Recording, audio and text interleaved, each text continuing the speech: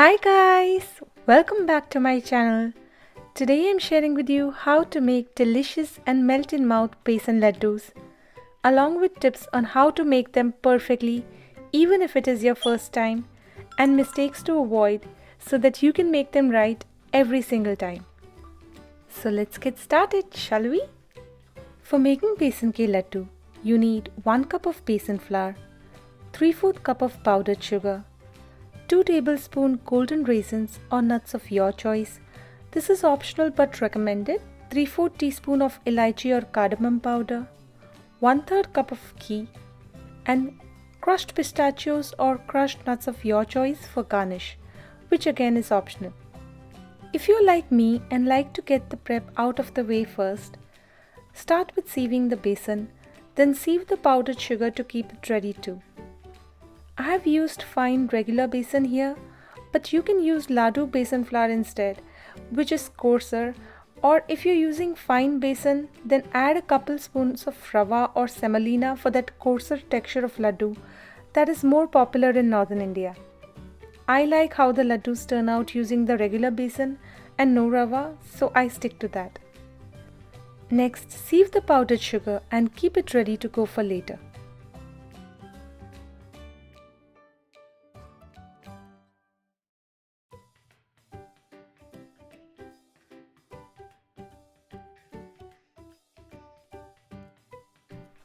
Then in a wide pan, lightly heat up the ghee.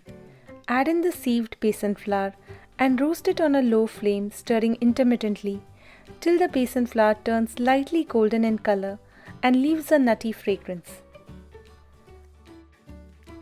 As you can see, the besan flour will form clumps at first, but as you keep roasting the flour, it will start to loosen up.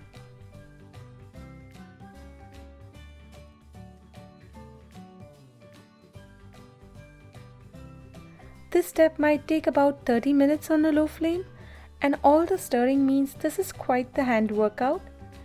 But this step of roasting the besan is key to making good besan laddus. So do not try to speed up this process by increasing the flame, as then the besan flour will get burnt while still being raw. And do not turn off the heat prematurely before the besan is well roasted. Towards the end, it will have almost a smooth paste-like consistency.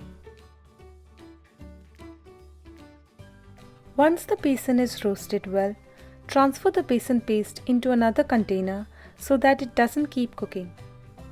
Then let the besan paste cool for 5 to 10 minutes till it cools down just a bit but not too much, as it is best to start shaping the laddus while the flour is still warm because it binds better.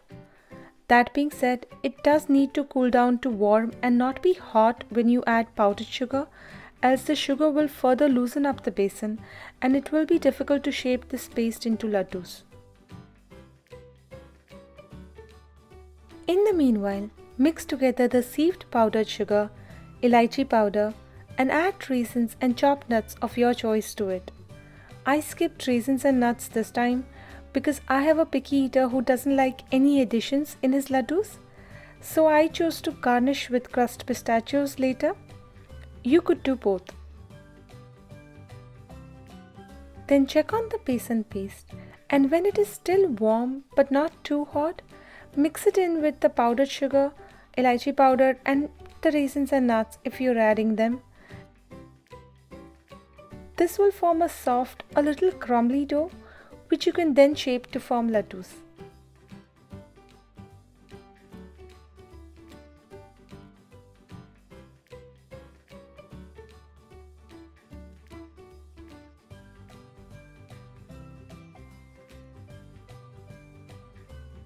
To make a laddu, take a small portion of the flour mix in the palm of your hand and press the mixture tightly together while slowly trying to shape it into a small ball.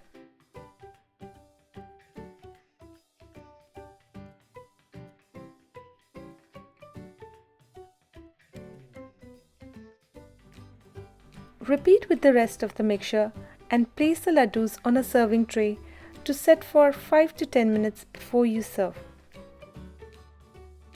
Oh, and also with besan laddus, If you do not achieve your desired laddu shape at the first attempt, you can try to reshape it again in 5 to 10 minutes.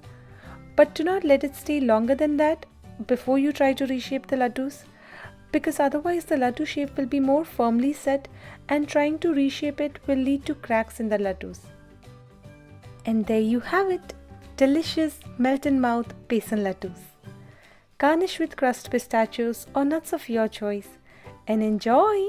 For the written and printable version of this recipe, check the link in the description box below. And if you like this video, please hit the like button at the bottom of this video. It really helps me out. And subscribe if you haven't already. Until I see you again, happy cooking!